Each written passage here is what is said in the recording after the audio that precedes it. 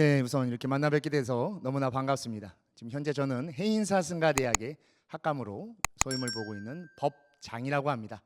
근데 불교는 우리가 거의 이렇게 삶의 하나와 같이 마치 그냥 밥 먹는 거, 쉬는 거 같이 함께하는 종교긴 하지만 그 안에는 2500년 전에 부처님께서 만드신 여러 가지 교리가 있습니다.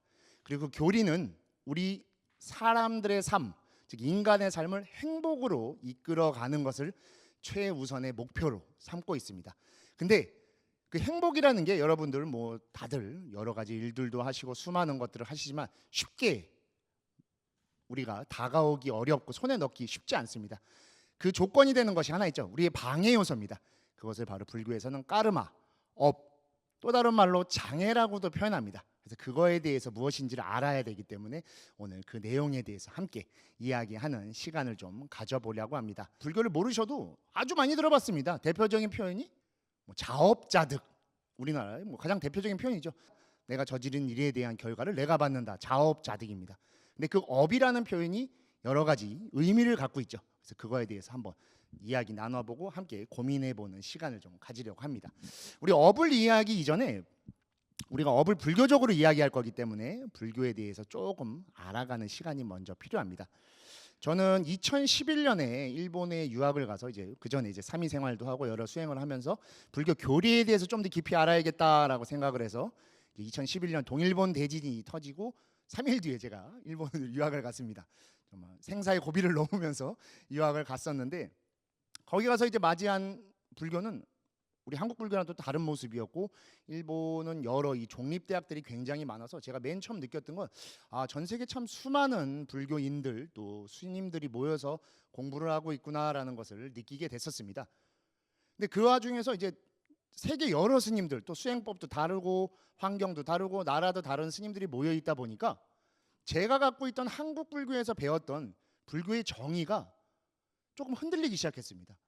세상에는 불교가 굉장히 많습니다. 특히 한국 불교를 대표하는 건 선종이죠. 선종의 가르침의 핵심이 되는 것은 당연히 반야, 공, 그리고 수행을 통해 자신이 깨달음을 얻는 거죠. 그거를 불교에서 자력 수행이라고 합니다.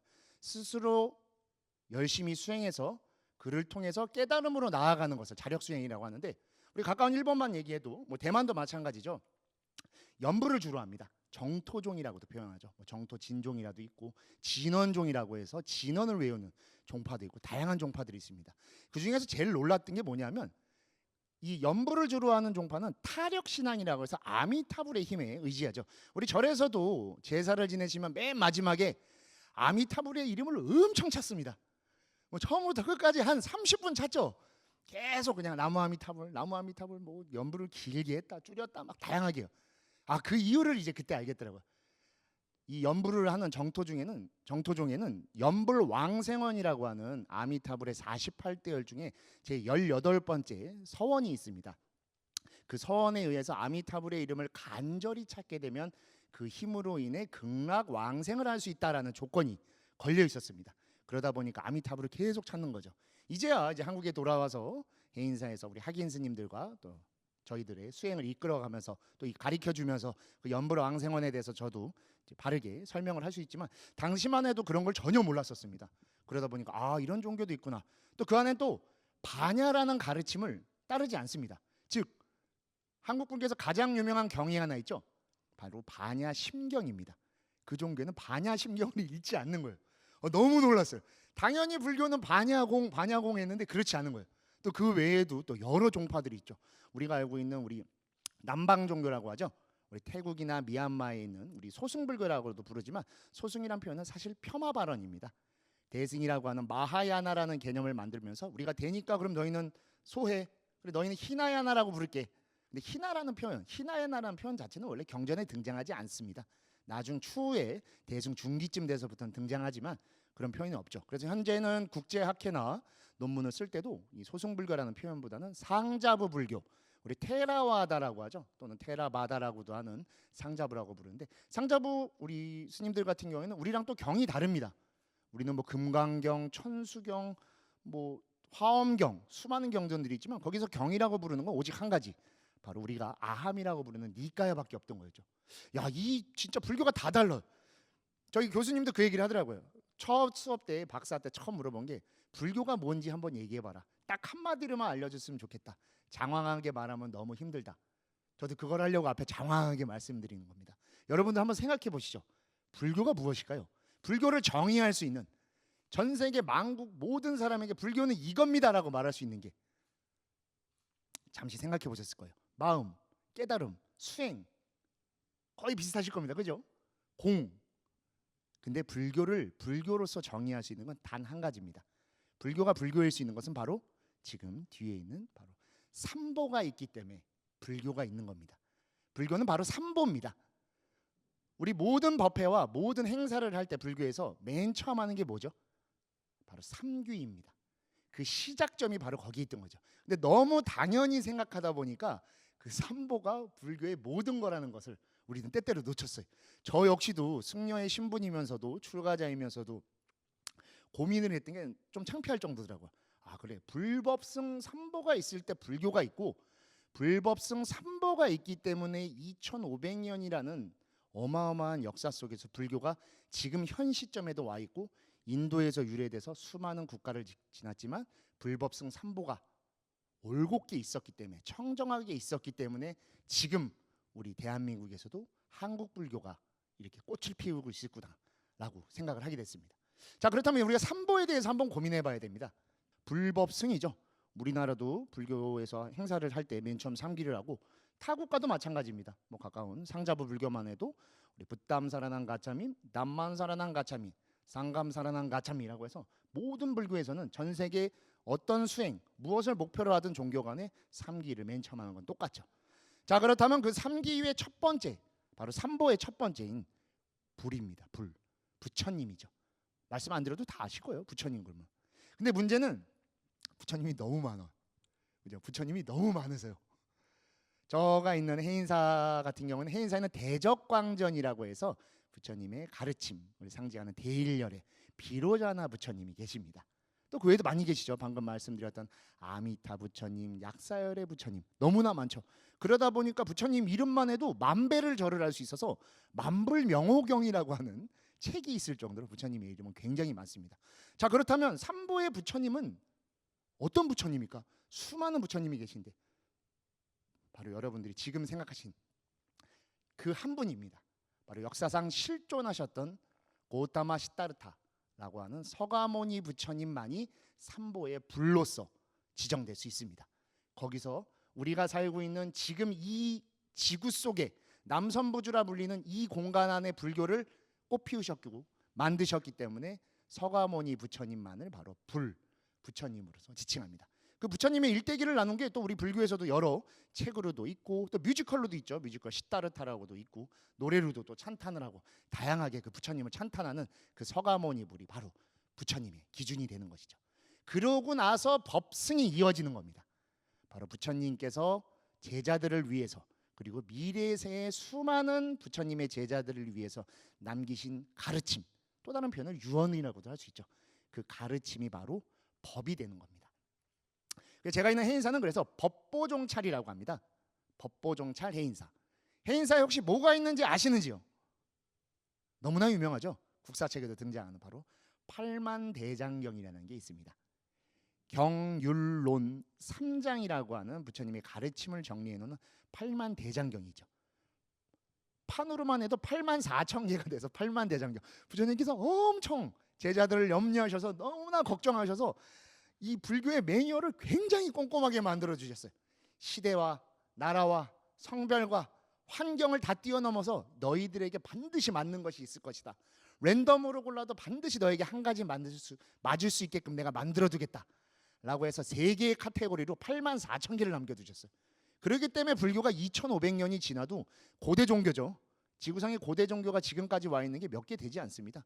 정말 우리가 생각할 수 있을 정도로 정말 몇 안 되는 종교인데 그 중에 하나로 불교가 있었던 것도 단 한 명을 위한 게 아니라 단 한 명의 교주의 중심으로 만들어진 것이 아니라 처음부터 태생부터 모든 일체 중생, 바로 모든 사람들을 염두에 두고 만든 가르침이기 때문에 지금까지도 이어올 수 있었고 앞으로도 이어져 갈 것입니다. 그래서 경율론이라고 하는 카테고리 3개를 통해서 84,000개의 가르침을 만들어놨기 때문에 모두에게 맞을 수밖에 없는 겁니다. 그리고 그 가르침을 따르는 사람들, 집단이죠. 가르침을 따르는 집단. 우리도 지금 대한민국에 사는 것은 대한민국의 특정 가치관에 우리가 희망을 갖고 마음을 내서 함께 사는 거죠. 그게 싫으면 어떻게 해야 돼요? 대한민국을 떠나야죠. 이민을 가야 돼요. 우리 옛말에 그런 말이 있죠. 절이 싫으면 스님이 떠나야 된다 하듯이 승가도 바로 그런 집단입니다. 근데 우리가 목표로 하는 게 단 한 가지죠. 바로 부처님과 같이 되겠다. 그 부처님과 같이 되겠다는 게 뭐겠습니까? 깨닫겠다라는 거잖아요. 오늘 이 지금 강연회에서 중요한 카테고리 중에 하나가 업이 등장하고 연기가 등장하고 맨 마지막에 깨달음이라는 게 등장할 겁니다. 이 세 가지가 가장 중요한데 깨달음이 과연 뭘까요? 깨닫는다. 저는 우리 삼위 스님들, 예비 스님들을 이제 강의를 많이 합니다. 또 지금 현재는 동국대학교 경주 캠퍼스의 겸임으로 좀 재직을 하면서도 불교를 처음 이제 접하는 분들께도 많이 말씀드려요. 아, 불교 왜 좋아하세요? 그러면 불교는 좀 뭔가 좀 편하네요. 뭐 합니다. 그러고 불교를 통해 뭘 얻고 싶으십니까? 불교는 어떤 종교인 것 같아요? 그러면 깨달음의 종교입니다. 그래요. 자, 그러면 그 깨달음이 뭡니까? 라고 하면 여기 계신 분들 그리고 이 영상을 보고 계신 분들도 선뜻 말하기 쉽지 않습니다. 깨닫는 게 뭐지? 라고 하는 열반 아닙니까? 맞습니다. 니르바나라고 하는 열반이 한문으로 깨닫다가 되기 때문에 그 자체가 되는 거죠. 열반이 되면 과연 좋을까요? 열반은 완전한 소멸입니다. 그냥 멸보다도 한 단계 위죠. 그래서 적멸이라고 하죠. 열반보다 한 단계 더 위 있기 때문에 대반열반이라고 하죠. 철저한 완벽한 소멸입니다. 우리는 근데 그걸 원하지 않죠. 삶 속에서 소멸되려고 노력하는 게 아니에요. 그러면 그걸 우리 현대적으로 생각하면 내 삶의 지금에서 누릴 수 있는 최상의 행복과도 같이 보시면 됩니다. 우리가 행복하려고 노력하죠. 오늘 하루도 정말 열심히들 하루를 보내셨을 겁니다. 자녀를 위해서, 가족을 위해서, 가정을 위해서 저와 함께 계신 분들도 여기에 뭔가를 얻기 위해 오신 거예요. 그거 얻는다라는 건 스스로의 마음이 행복해지고 싶어서죠. 나는 불행해지고 싶어서 그걸 해야겠어 라고 하면 뭔가 좀 이상하죠. 불교가 원하는 건 그런 게 아니죠. 온화한 마음, 편안함. 우리 힐링이라고 하는 것도 내가 행복하려고 하는 거죠. 그 힐링, 행복함을 추구하기 위해 물질적인 것이 아니라 내 치장을 하기 위한 것이 아니라 내가 갈증되어 있지만 절대로 해소할 수 없는 그 무언가, 마음의 동요, 마음의 안락함이라는 것을 얻기 위해서 불교에 다가오는 것이죠. 그게 바로 불교에서 추구하는 깨달음의 정점이라고 저는 생각을 합니다.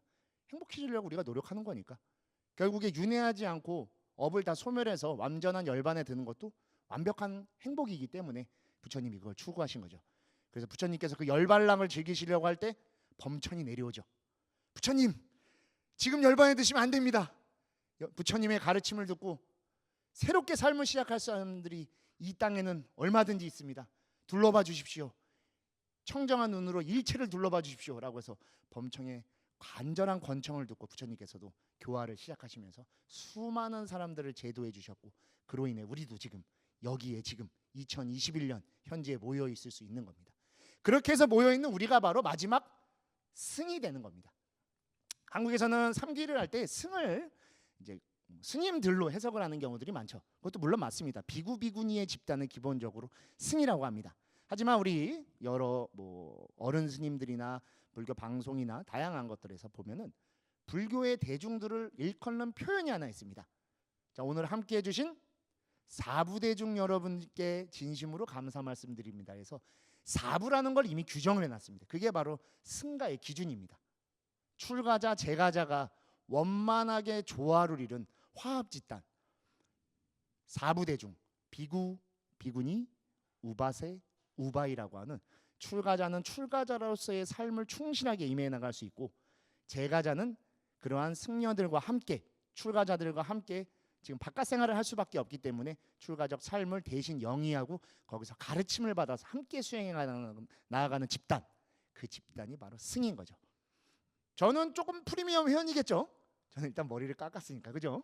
그리고 회색 옷도 입어서 여러 가지 제약을 받기 때문에 조금 프리미엄이 있을 겁니다. 하지만 지금 여기 계신 모든 분들도 다 저희랑 똑같은 승입니다. 승가의 일원이라는 뜻인 것이죠. 불교를 염려하고 불교에 대한 가치관을 갖고 그 불교를 배우려고 노력하는, 그래서 불교적 삶을 지금의 현재의 삶에 투영시켜서 행복의 한 걸음 다가가기 위한 것이죠. 맹목적으로 앞으로만 달려가면 어디로 가는지 모릅니다. 배가 그냥 바다에 떠 있는다고 해서 어디를 향해 가지 않죠. 반드시 키를 잡고 돛의 방향을 흔들면서 원하는 신대륙이 됐던 보물섬이 됐던 피안이 됐던 어느 쪽으로 나아가야 됩니다. 그 바로 방향을 잡아주는 게 바로 승의 역할인 거죠. 그리고 그 안에 가치관을 넣어주는 게 바로 법이고 우리가 바라보고 나아가려고 하는 목적지에 계신 그곳이 바로 부처님이 계신 불국토라고 하시는 겁니다. 즉 삼보는 그러한 존재입니다. 그렇기 때문에 수많은 불교가 있고 수많은 수행관이 있지만 삼보의 가치관이 절대 바뀌지 않는 단 한 가지 이유도 불교 그 자체가 삼보이고 여러분들 한 분 한 분이 그리고 저 역시도 모두 불교인 겁니다. 삼보인 자체인 거고 그거를 반드시 아셔야 됩니다. 자, 그렇다면 우리가 이렇게 삼보의 일원 또 승가의 일원인 걸 알았습니다. 그렇다면 이제 불교를 우리가 본격적으로 좀 더 정혜원답게 배워나가야겠죠. 준혜원과 정혜원의 차이가 뭐죠?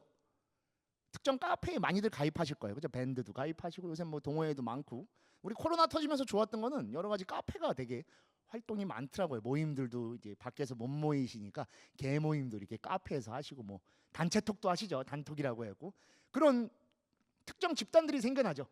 그럼 그 집단을 만들 때 맨 처음 세우는 게 뭐죠? 규정이죠. 규정.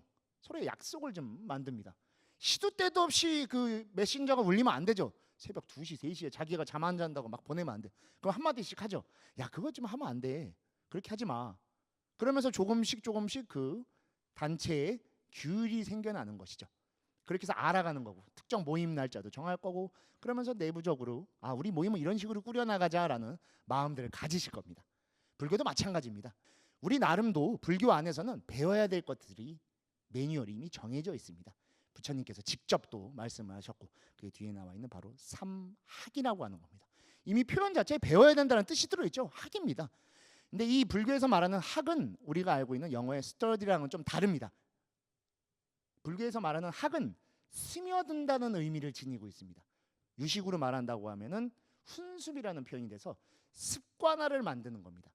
배워서 지식으로 말하는 게 아니라 스며들게 해서 지혜로서 발현시키는 게 불교의 바로 학에 배운다라는 뜻인 것이죠. 그래서 불교를 많이 수행하고 배운 분들은 잘난 척하지 않죠. 있는 그 자체에서 모습에서 빛이 나는 겁니다. 제가 잠시 후 설명을 드리겠지만 불교에서 인정받는다라는 건 내가 인정받기 위해서 노력하는 그런 게 아닙니다. 지식은 인정받기 위해서 하죠. 저는 여러 강의들도 하면서도 이제 뭐 계속 알려드리기도 하지만 지금은 좀 스타일이 다르지만 뭐 이제 교리 강좌 같은 걸 할 때는 잘 들어두십시오. 이건 굉장히 중요합니다라고 하면서 잘 들어두시면 어디 가서 잘난 척할 때 진짜 좋습니다라고 해요. 배우면 잘난 척 좀 해야죠. 내가 이렇게 아는데 그게 아르마리인 거예요. 그래서 아르마리가 많으면 머리가 무거워져요. 근데 지혜는 다릅니다. 그게 지식과 지혜의 최대 차이점이죠. 그래서 불교의 학은 바로 그런 식으로 스며들게끔 해야 됩니다. 향을 쌓던 종이가 비록 향에서 벗어났더라도 그 종이에서 향내음이 나듯이 그리고 비가 내리는 날 길을 걸어도 내가 설사 우산을 쓰고 비를 안 맞았다 하더라도 옷에서 습기가 느껴지게끔 그렇게 스며들게 배우는 게 바로 불교의 가르침이고 규정인 겁니다. 그 기준이 바로 개정해라고 합니다. 개는 제가 누구보다 잘 알아요. 제가 개박사입니다. 제가 계율로 학위를 받다 보니까 개박사인데 개는 바로 하지 말라라는 의미로 많이 하세요. 해서는 안 되는 거라고 하는데 그렇지 않습니다. 그건 율이라고 하는 거고 개는 해야 하는 거를 알려주는 겁니다. 불교에는 그래서 제지와 작지라는 게 있습니다. 작지는 더 해야 되는 거예요. 우리 한 명 한 명은 모두가 다 소중한 존재들입니다. 어찌 소중하지 않은 존재들이 있겠어요. 그 집의 부모님에게는 너무나 사랑스러운 자녀들일 테고 또 여러분이 있기 때문에 또 다른 자녀분들이 태어나죠. 그 자녀와는 여러분들 목숨을 바꿀 수 있을 정도일 겁니다. 그죠? 누구보다 사랑해요. 또 나의 또 정말 소중한 가족들이 있고 나를 지탱해주는 여러 존재들이 있어요. 내 주변만 둘러봐도 소중한 생명들이 너무나 많습니다. 그렇기 때문에 우리는 생명을 존중해야 되는 거예요. 단순히 죽이지 말라가 아니라 생명이 소중한 걸 알려줘서 그 가치를 너도 알기 때문에 그래서 너 역시도 생명을 죽여서는 안 된다. 그게 바로 개의 역할입니다. 근데 계율이란 자체가 우리 밖에서도 그렇죠. 공부할 때 제일 재미없는 게 뭐겠어요? 법학이겠죠. 법학. 내가 약간 나랑은 괴리감이 있기 때문에 법학 전공이라고 하면 야 진짜 똑똑하다라고 하잖아요. 지금이야 이제 로우스쿨로 바뀌어서 좀 괜찮지만 우리가 80년대 90년대까지만 해도 마을에서 제일 똑똑하다 하면은 서울대 법학과잖아요. 무조건 막 여기다 현수 막 걸고 막 지금 현수막도 안 걸죠 이제는. 그만큼 법학은 좀 딱딱합니다. 불교에서도 마찬가지예요. 법학은 법이라고 하면 일단 기본적으로 딱딱해요. 그죠? 그래서 그거를 잘 해보기 위해서 저도 이름이 법장인 것 같아요. 법을 좀 잘 알려줘라, 계율을 잘 알려줘라라고 해갖고. 근데 이 개가 정말 중요합니다. 우리가 해야 될 것과 하지 말아야 될 것을 알아야 그 집단에서 같이 생활을 할 거 아니에요, 그죠? 근데 그걸 모르면은 그거를 속된 말로 막행막식이라고 하는 거예요. 야, 너 그건 진짜 눈치 없는 거 아니야? 그러면 안 되는 거야라고 잔소리를 듣게 돼요. 부처님 잔소리가 엄청 많으셨었어요. 그래갖고 250개나 만드셔요. 엄청 많아요. 율장이라고 해갖고 개로 넘어오면 더 많죠. 보살개라고 해갖고. 근데 그러한 것들을 정확하게 알아야 바른 불교인이 될 수 있습니다. 지금 전국 수많은 사찰에서 가을에 보살개 수계식을 할 겁니다. 그 외에도 여러 수계식들이 있는데 지금 여러분들 불교인이라는 마음이 계시면은 꼭 수계식에 참석하셔야 됩니다. 저 앞에 수계를 받아서 법명이 있습니다라고 해도 또 받으셔야 됩니다. 거듭 청정해지는 것이기 때문에. 그리고 우리 살면서 많이 잊어버립니다. 저도 계율로 학위를 갖고 있어도 잊어버려요. 그러니까 연초에 다시 읽습니다. 계속 받으면서 내가 부족했던 부분은 계속 메꿔줘야 돼요. 내 안에 마음의 댐에 물이 새고 있는 것을 확인해서 개라는 힘으로 그걸 막아줘야 됩니다. 그래서 개의 또 다른 말로 방비지약이라는 게 있어요. 악을 막게 해주는 힘이라는 게. 그래서 그 개를 가질 때 바로 바른 불교인이 될 수 있는 겁니다. 그리고 불교인이 되면 되게 좋아요. 우리 요새 금수저, 흙수저 논란 많죠. 누구는 금수저고 흙수저예요. 저도 대학에서 강의를 하다 보니까 학생들한테 많이 들어요. 저한테는 신조어인데 이제 신조어도 아니라 하더라고요. 물어봐요. 쟤 진짜 금수저입니다라고 하면 저한테 물어봐요. 가서 너가 금수저라는데 진짜 금수저예요? 아니에요. 제가 더 금수저입니다. 그래서 끊임없이 금수저예요. 자기들은 절대 금수저가 아니에요. 계속 자기는 흙수저래. 근데 절에는 일주목 문턱만 넘으면 뭐라고 부르죠? 보살님이래. 보살님. 그냥 오자마자 금수저를 줍니다. 그냥. 우리 남성 제가자분들 오시면 거사님이에요. 그죠? 스님들은 머리 깎고 와도 바로 스님을 안 줍니다. 행자부터 시작해서 설사 스님이 됐다 해도 또 예비 스님이래. 또 띠도 달고 4년을 또 수행을 시켜요. 엄청 길어요. 근데 어떻게 보면 제가자분들에게 더 좋아요. 그냥 절에 오십시오. 오면은 일단 무조건 금수저를 시켜줘요. 우리 그거 있죠? 야, 사람이 자리를 만드냐 자리가 사람을 만들지라고 하잖아요. 그래서 보살의 지위를 먼저 주는 거예요. 그러다 보면 보살답게 살게 돼요. 그게 바로 개의 힘입니다. 개를 이해하기 어려우면 그렇게 하시면 돼요. 나 이런 지위를 받았는데 어떡하지? 나 갑자기 삼성전자 사장을 시켜줬어. 그러면 내일부터 삼성전자 사장의 삶을 살아야 되는 거예요. 그렇죠, 그렇잖아요. 나 못하겠습니다. 보이콧 할 수도 있지만 이미 지위를 줘버렸으니까 어쩔 수가 없어요. 여러분들은 다 보살이고 거사십니다. 어떻게 보면 저보다 높은 지위예요. 그 지위에 맞게 하나하나 알아가려면 바로 이 개를 받으시면 그게 이루어집니다. 그리고 그때부터 살아가는 모든 삶이 충실한 삶으로 이루어질 때 만들어지는 게 바로 그 다음에 있는 정입니다. 정은 선정이라고도 합니다. 삼마디라고 해서 삼매라고도 부르죠. 집중된 삶입니다. 영어로 포커스에 가깝죠. 집중된 삶이 이루어진다면 내 지금의 삶에서 모든 것을 이룰 수 있어요. 그렇다고 해서 어마어마한 부자가 된다는 게 아니야. 우리가 행복해질 수 있는 건 아주 작은 거에서부터 시작합니다. 제가 여기서 좋아하는 표현 중에 소확행이라는 게 있어요. 들어보셨는지 모르겠습니다. 소소하지만 확실한 행복인 거예요. 그 확실한 행복이라는 거는 모두가 다 다를 겁니다. 저랑도 다르실 거예요, 여러분들. 그렇죠? 드시는 것도 다르고 생활도 다르기 때문에 다 다를 수밖에 없어요. 그렇기 때문에 그 안에서 여러분들만이 그 확실한 행복이 무엇인지 정확하게 알 수 있습니다. 그래서 말씀드렸듯이 불교인이 되고 내가 무엇을 원하는지를 철저히 바라보고 그거를 찾아나가는 삶을 한다면 정을 이루는 것입니다. 그러면 어떻겠어요? 사람이 여유로워지고 밝아질 겁니다. 그때 만들어지는 게 바로 지혜입니다. 지혜. 지혜에는 여유가 동반돼야 돼요.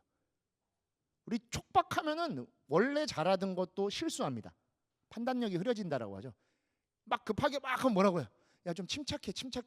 쉼 좀 쉬고 한 템포 가라앉히고선 해라고 하죠. 여유 있고 침착하게 자신의 삶을 사는 사람은 누가 표현하지 않아도 알아요. 자신감 있는 사람은 보시면 아시죠? 이 사람은 뭔가 자신의 삶에 뭔가에 하나가 있는 것 같아. 야, 얘는 한 방이 있어. 그런 표현을 하잖아요. 갖춰진 삶인 겁니다. 그래서 이 지혜라는 것은 내가 보여주는 것이 아니라 앞에 개의 정은 스스로의 힘으로 얻어져야 됩니다. 개를 받아야 되고 집중된 삶을 살아야 되지만 마지막 해는 주변에서 알아봐 주는 겁니다. 부처님이 깨달음을 얻으시고 첫 법문을 하러 녹야원으로 오비구를 향해 가십니다. 근데 오비구들은 얘기하죠. 아, 사문 고타마는 타락했다. 인사하지 말자. 그에게 어떠한 예도 표시하지 마라. 라고 하지만 걸어오는 그 모습에 귀의돼서 자연스럽게 일어나서 부처님께 예를 올립니다. 바로 그 모습인 겁니다. 그게 바로 지혜죠. 그래서 지혜는 나무를 통해서 알 수 있고 또 하나 있습니다. 지혜는 반드시 실천이 동반돼야 됩니다. 지식과 지혜는 다릅니다라고 수업 초반에 말씀드렸습니다. 지식은 아는 거를 담아두고 풀어내야 돼요. 입만 계속 떠들죠. 저는 지식은 있어도 지혜는 없다고 항상 말합니다. 여러분들이 저보다 더 지혜를 쌓아주셨으면 하는 마음에서 제 지식을 막 풀어대요. 근데 지혜는 알고 있는 걸 실천하는 사람인 겁니다. 우리 그래서 그렇게 실천하는 사람을 주변에서 볼 때 아, 되게 지혜롭다. 저 사람 참 지혜로운 삶이라고 여러분들 스스로 입에서 나옵니다. 그게 바로 지혜로운 삶의 모습인 거죠. 근데 이 지혜로운 삶이 우리도 압니다. 어떻게 살아야 되는지를. 얻기가 쉽지가 않아요. 너무나 얻기가 쉽지 않습니다. 왜냐, 우리는 범부기 때문에 그래요. 우리를 항상 억누르고 올가매는 무언가가 있죠. 그게 무엇일 것 같습니까? 스스로가 스스로를 묶어버리는 그 업이라고 하는 겁니다. 업. 여기에 바로 업의 작용이 들어있는 겁니다. 그래서 업에서 한 발짝 물러날 때 행복과 지혜에 다가가는 건데 좀처럼 쉽지 않습니다. 제가 지금까지 말하는 것도 말이 쉽지, 그게 될 것 같아? 라고 하시는 분들이 분명히 계실 거예요. 맞습니다. 그 업 때문에 힘듭니다. 저 역시도 예전에 업이 많았고 그래서 또 지금도 여러 가지 또 고생하는 것도 있을 거고 그거로 인해서 번뇌를 끊는 것도 있을 겁니다. 바로 그 업을 잘 알아가야 되는 것이죠. 그래서 부처님께서 그 업을 없앨 수 있는 방법도 이미 제시해 주셨습니다. 그게 바로 화면에 나와 있는 사성제입니다. 너무 많이 들어보셨죠? 고집멸도라고 합니다. 이렇게만 들으면 되게 어려워요. 순서를 조금 바꾸는 게 저도 수업하거나 가르칠 때 좋더라고요. 집고도멸로 알면 좀 더 낫습니다. 집은 집착이죠. 뭐의 집착이죠? 뭐에 대한 집착입니까? 많이 들어보셨죠? 바로 나와 나의 것이라고 하는 것에 대한 집착입니다. 불교 조금 어려운 표현으로 아와 아소라고 하는데 우리는 그거에만 집착합니다. 항상 나와 내 거라는 생각. 남의 거는 우리 관심 없죠. 남의 건 전혀 관심 없어요. 근데 나한테 진짜 이만큼만 피해가 와도 우리는 확 불이 끓어오릅니다. 완전히 달라져요. 어제도 제가 뉴스를 보니까 층간소음으로 또 누군가를 또 살해했다라는 뉴스도 보면 바로 그 피해입니다. 피해라는 게 나한테 생기면 정말 이 잔잔했던 바다가 말도 할 수 없는 쓰나미를 몰고 와요. 그래서 나를 집어삼켜 버립니다. 그 집착으로 인해서 고통이 생기는 것이죠. 그래서 앞에 두 개는 바로 그 고통에 대한 이야기고 그 뒤는 이제 아까 말씀 도멸이라고 했죠. 도를 알아야 멸할 수 있다. 도가 바로 불교적 수행을 말하는 거죠. 사막 삼보로 앞에서 말씀드렸던 그게 그 도에 들어있는 겁니다. 그럴 때 멸이 이루어진다라는. 그래서 고집멸도 사성제가 이루어져서 내가 원하는 삶, 즉 행복한 삶으로 다가가게 되는 것이죠. 근데 그렇게 쉽지가 않아요. 우리가 항상 이 집착이 너무 강하다 보니까 그 집착을 그래서 또 다른 말로 탐진치라고 하죠. 제가 아까 말씀드렸죠. 나에게 조그만 그리고 나에 대한 거, 나의 것에 대해서 정말 조금이라도 피해가 오면 불같이 화가 끓어오르고 쓰나미가 나를 잡아삼킵니다. 그래서 우리는 다툼이 일어나요. 근데 다툼은 불이기 때문에 불은 또 금방 꺼지죠. 그리고 뭐가 남죠? 후회가 남는 겁니다. 미련, 어리석음이죠. 그래서 순서가 탐진친 겁니다. 내 탐심으로 인해 화가 끓고 그 화로 인해 어리석은 행동을 하기 위해 내가 그런 삶을 사는 것이죠. 근데 사실 둘러보면 나라고 하는 것도 나의 것이라고 하는 것도 표현하는 게 굉장히 어렵습니다. 그래서 부처님께서도 삼법인을 말씀하시죠. 무상고무하다. 고는 지금 설명드리는 업 때문에 그런 거지만 무상무하라고 하죠. 영원하지 않다. 영원하지 않죠. 우리는 계속 늙습니다. 제가 자주 쓰는 말인데 우리는 여러분들 태어난 그 순간부터 지금 이 시점까지 단 한 번도 살아간다라는 쪽을 향해서 달려가지 않습니다. 우리는 태어난 그 순간부터 죽음만을 향해 표현할 수 없을 정도의 속도로 달려가고 있습니다. 우린 죽으러 달려가고 있는 거예요. 지금도 죽어가고 있는데 이 안에서 빨리 행복해져도 현찮은 판국에 여기서 내 거를 논하고 남과 다투고 조금이라도 더 얻으려고 하는 영원하지 않음 속에서 영원을 꿈꾸기 때문에 그런 화와 어리석음 속에 잡혀 살 수밖에 없는 겁니다. 그게 바로 무상인 거죠. 그 다음 무아죠. 무아는 좀 어렵죠. 내가 있는데 내가 없대. 내가 있는 건 맞습니다. 근데 이거를 진짜 아라고는 표현하지 않아요. 불교에서는 참나라고는 표현하지 않습니다. 불교에서 가면은 큰 스님들 참나라고 하는데요 라고 많이 말씀하시죠. 바로 그 참나를 말하는 게 바로 연기법, 불교에서 말하는 인과라고 하는 겁니다. 제가 존재할 수 있었던 건 저희 부모님이 계시기 때문에 제가 존재하죠. 그래서 태어난 거니까 어찌됐건. 그래서 태어나서 지금 이 시점까지 제가 살아오고 있습니다. 저 혼자 힘으로 살아왔을 것 같습니까? 여러분들도 마찬가지일 겁니다. 여러분들 혼자 힘으로 살아왔다라고 생각할 수 있지만 그 주변에는 가족이 있었을 거고, 동료가 있었을 거고, 또는 사회가 있었을 거고, 회사가 있었을 거고, 지금은 멀어져 있었을지도 모르지만 친했던 사람들이 있으면서 점차 사회성이 길러졌을 겁니다. 우리는 호모 사피엔스라고 하죠. 사회적 존재입니다. 그래서 그런 관계성에 의한 삶을 살아가게 되는 것이죠. 그 관계성이 없다라고 하면은 어떠한 것도 만들어질 수 없습니다. 그래서 바로 그 불교적 관계성을 부처님께서 말씀하신 게 바로 인과법이라는 겁니다. 많이 들어보셨을 거예요, 그죠? 인과법 그러면 쉽게 하면 원인과 결과로만 모든 것이 이루어졌다라고 이야기합니다. 부처님께서 남기신 유명한 표현이 있어서 잠시 읽어드리도록 하겠습니다. 이것이 있으면 저것이 있고, 이것이 생기면 저것이 생긴다. 이것이 없으면 저것도 없고, 이것이 사라지면 저것도 사라진다. 어디서든 통하는 이치입니다. 불교의 가르침 모든 게 다 여기 들어 있습니다. 제가 아까 깨달음에서도 잠깐 말씀드렸지만 또 다른 표현을 부처님이 뭘로 깨달은지 혹시 아십니까? 생각해 본 적 없죠? 삼매 좌선을 통해서 깨치지 않으셨습니까? 맞습니다. 삼매를 통해서 깨치셨는데 삼매 안에서 특정 이치를 깨달으셨을 거예요. 그래서 부처님께서 스스로 타타가타 열애라고 표현하시죠. 나는 깨달은 존재다라고 스스로 말하세요. 깨닫는다는 건 뭘 안 거죠. 그렇죠? 맞다 이거 깨달았다라고 하잖아요. 안 거예요.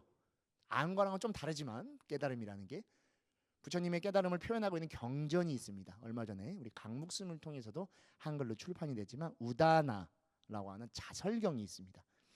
수많은 경전들은 여시아문이라는 멘트로 시작을 합니다.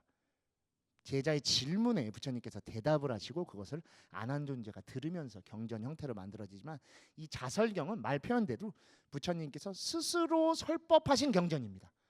깨달음의 감흥, 기쁨을 스스로 제자들에게 표현하신 것이죠. 거기 맨 첫 장에 등장하는 표현이 바로 이 인과법입니다.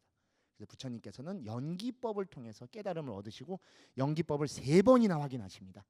12연기라고 하죠. 우리 무명에서부터 생사로 이루어지는 유생 노사죠. 노사로 이어지는 무명으로부터 노사로 깨침을 첫 번째 얻으십니다.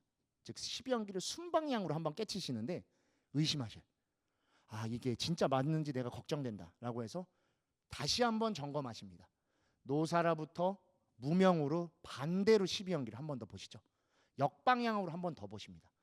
그럼에도 다시 걱정을 하셔서 3번째 7일째 12연기를 순 역방향으로 한 번 더 확인하셔서 완벽한 깨달음, 무상정등각, 안욕따라 삼약삼보리를 얻으셨다고 스스로 말씀을 하십니다.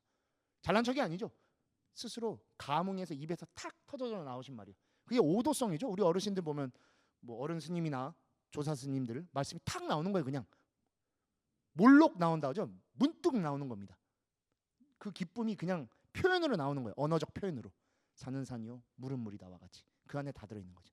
그때 부처님께서 바로 12연기를 깨치시고 스스로 열애를 말씀하시죠. 즉 이 안에 이 이치 안에 불교의 모든 것이 담겨져 있는 겁니다. 즉 제가 여기 있을 수 있는 것은 지금 저를 보고 계신 여러분들 그리고 이 공간 안에 몇 분 할 수 있는 분들 그리고 오늘 하루 저를 위해서 같이 만남을 갖고 이야기를 나눠주신 분이 계셨기 때문에 지금 여기 제가 있을 수 있는 겁니다. 내일의 저 역시도 마찬가지입니다. 내일의 저는 한 번 더 성장했을 겁니다. 여러분들을 뵙고 여러분들의 기억 속에 마음 속에 제가 들어가 있을 겁니다. 좋았을지 나빴을지는 모르겠지만 어떠한 형태로도 그 안에 들어가 있을 겁니다. 그러면 저라는 존재, 법장이라고 하는 해인사의 학감을 있는 법장이라는 존재는 하나 더 업이 커져 있을 겁니다. 선업일지 악업일지는 여러분들이 판단해 주실 거지만 그러한 관계성 속에서 우리는 성장하고 오늘 하루 더 수행의 정진으로 나아가는 겁니다. 그 불교적 수행의 가치관이 바로 이 인과라는 것에 들어있죠. 근데 우리는 그 안에서 나라는 거, 나의 것을 계속 찾는데 그러기 때문에 끝없이 고통만 받을 수밖에 없는 겁니다. 거기서 한 발짝 물러나고 한 번 딱 놔주면 되는 건데 그게 쉽지가 않은 것이죠. 근데 이러한 것들은 모두 다 관계성 속에 있습니다. 연기, 인과라고 하면 표현이 굉장히 어려운데 저는 요새 좀 많이 사용하는 게 연기랑 인과를 표현할 때 관계성이다라고 많이 합니다. 원인과 결과입니다. 제가 지금 이야기를 하고 있는 원인 덕분에 여러분들은 듣고 있는 결과를 받으실 겁니다. 좋으실 수도 있고 나쁘실 수도 있고 아 이런 내용도 있구나 이런 가르침도 있구나 하면서 놀라실 수도 있고 아 나 예전에 들었던 거야 라고 하실 수도 있어요. 그 판단, 그 결과는 여러분들이 가지시는 겁니다. 그래서 여기 나와 있듯이 인과의 과는 그 결과는 또 다른 원인으로서 기폭제가 되어주는 겁니다. 그 관계가 계속 이어져서 가는 겁니다. 그리고 그 원인과 결과는 저와 여러분, 여러분과 또 누군가, 여러분과 가족, 여러분과 사랑하는 누군가 안에서 계속 끊임없는 관계성으로 네트워크의 형태로 나아갑니다. 그걸 불교에서 인드라망이라고 하죠. 그래서 시작도 없고 끝도 없어요. 그래서 불교는 고대 종교임에도 불구하고 다른 종교와 달리 신을 두지 않고 또 하나 시작을 두지 않습니다. 불교는 시작이 없죠. 다른 종교에는 창세기가 있죠. 누군가가 세계를 만들어요. 거기서부터 시작돼. 근데 불교는 어떻게 시작하죠? 시작이 없습니다. 그래서 무시이래라고 합니다. 무시이래. 끝없는 시작으로부터 왔다고 합니다. 왜냐? 모든 게 인과로만 이루어지기 때문에 그 안에 시작은 절대로 둘 수 없습니다. 그 인에 굳이 시작을 둔다고 하면 바로 무명일 겁니다. 그래서 무명을 찾는 거죠. 우리가 무명을 찾는 그 원인을 찾는 겁니다. 근데 그 원인은 밖에서 찾기 때문에 어디서도 찾을 수 없습니다. 왜냐하면 그 모든 원인은 어디서부터 시작했겠습니까? 나와 나의 것에 대한 집착, 바로 내 내면 안에, 내 마음 안에 있는데 우리는 스스로를 너무나 사랑하죠. 우리는 자신에게는 세상 누구보다 관대합니다. 나보다 소중한 존재는 단 한 명도 없죠. 우리 만리 부인 이야기와 같이 만리 부인에게 왕이 물어보죠. 너는 나를 얼만큼 사랑하냐? 너는 너보다도 나를 사랑하냐라고 물을 때 만리 부인이 이야기합니다. 왕이시여, 제가 어찌 저보다 왕을 더 사랑할 수 있겠습니까? 세상의 모든 존재는 자신보다 자신을 사랑하는 존재는 없습니다라고 말합니다. 솔직해져야 돼요. 내가 나를 얼마나 사랑하는지. 그래야지 한 발짝 나에서 떨어질 수 있어요. 내가 무엇을 집착하고 왜 나로 인해서 힘들어하는지. 힘든 것도 다 나로 인해서 시작해요. 그렇죠. 우리는 어느 정도 지금 다 풍족합니다. 지구의 삶을 제가 논할 수 없지만 인류의 삶을 논할 때 지금만큼 모든 것이 갖추어져 있고 풍요로운 삶은 없지 않았을까라고 생각해요. 손바닥 안에서 모든 게 가능하죠. 진짜 그런 세상이 됐어요. 저는 농담 삼아 6신통 중에 5신통을 스마트폰이 해결해줬다고. 다 되죠?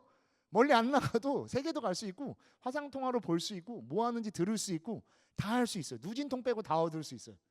시간이 지나면 누진통도 될지 모르겠는데 정말 놀라운 세상입니다. 5신통을 할 수 있는데도 우리는 항상 힘들고 부족해요. 우리가 갖고 있는 만족이라는 건 항상 이면에 불만족이 따라다닙니다.